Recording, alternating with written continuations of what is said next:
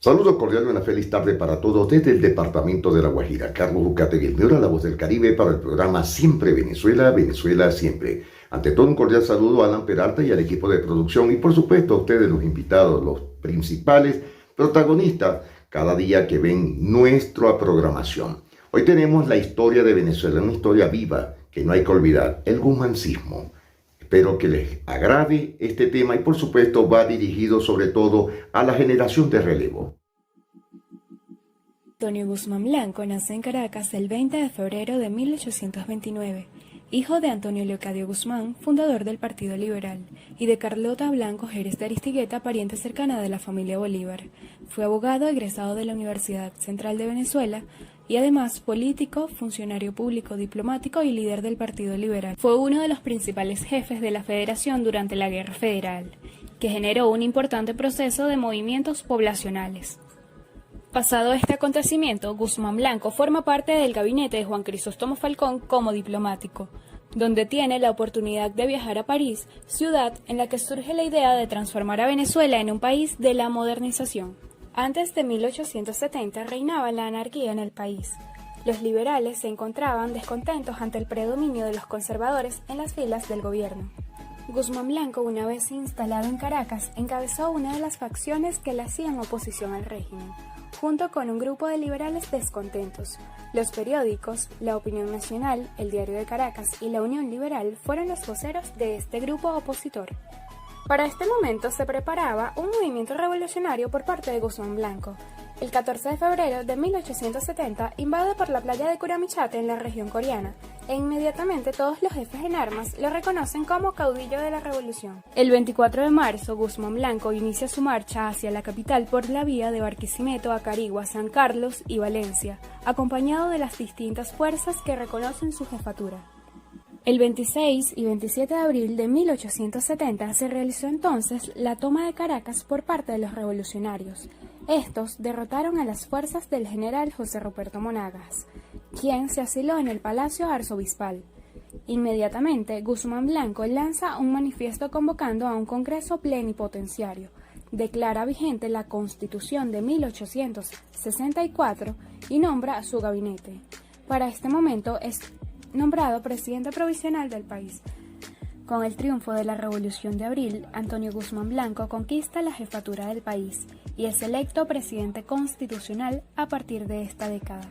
Su primer periodo en el poder es hasta 1877, conocido como el Septenio, en el cual promulga la Constitución de 1874, donde reduce el periodo presidencial a 2 años y suprime el voto secreto, que pasa a ser voto público.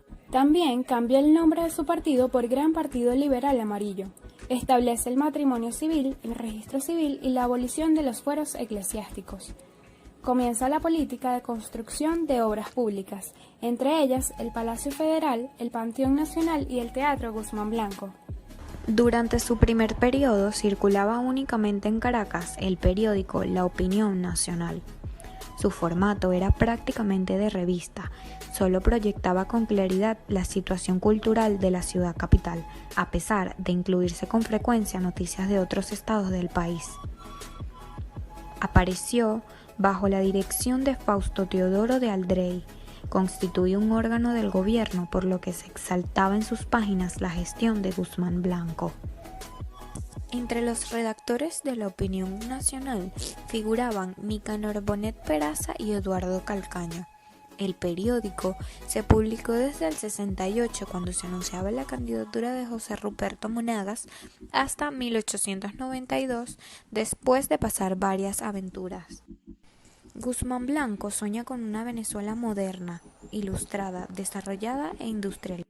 Ilustración y desarrollo económico no eran sino dos vertientes de una sola novedad histórica. Los espíritus ilustrados gerenciaban la moderna producción de la riqueza encerrada en las entrañas de la tierra. Su participación en la Guerra Federal lo acercaba a la Venezuela de la barbarie, que debía morir.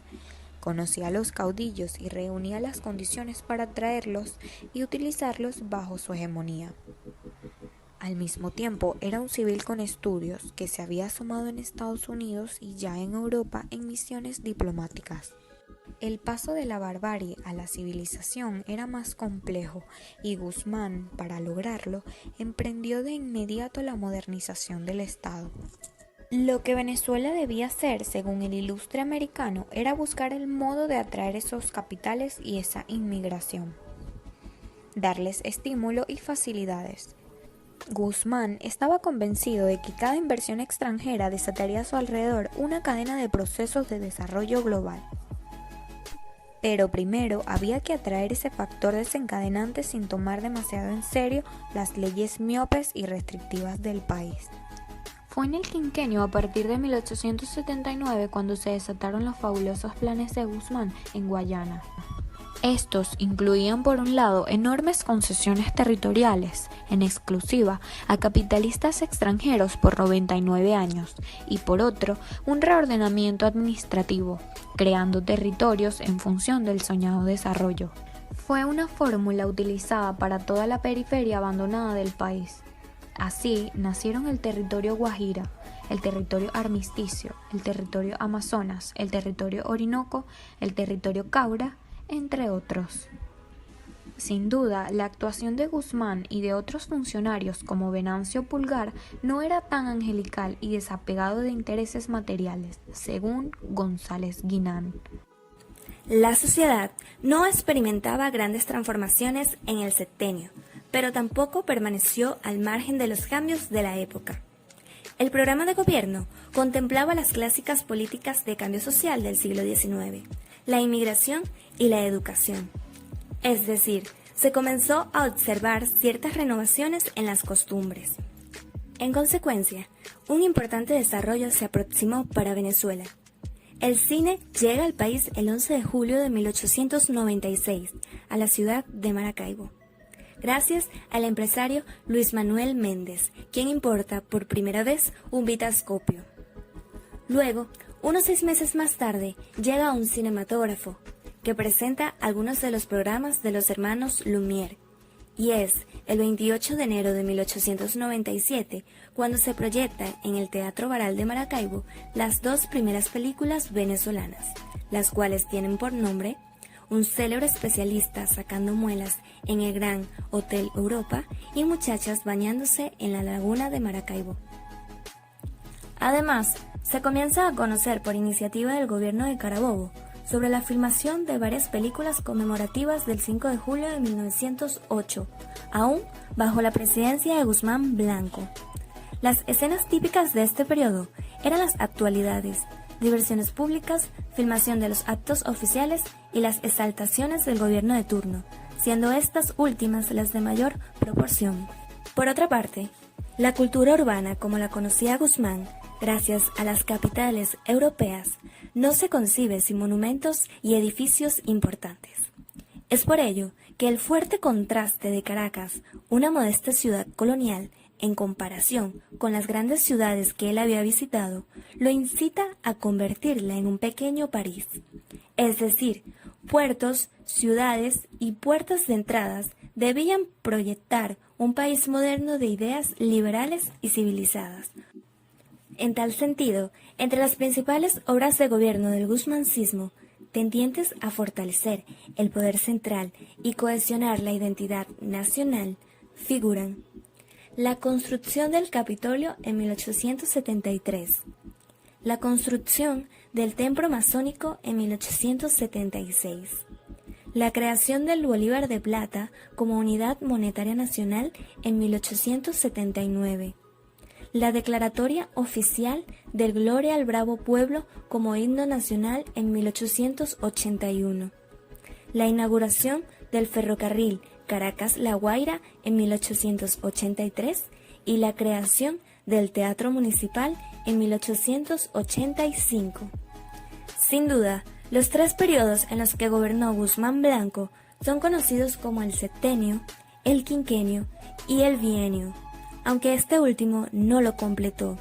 Durante los 18 años que Guzmán se mantuvo en el poder, se implementaron importantes medidas orientadas a hacer de Venezuela un moderno Estado nacional, para así ponerle fin a los incesantes alzamientos de caudillos que solo traían ruina y atraso.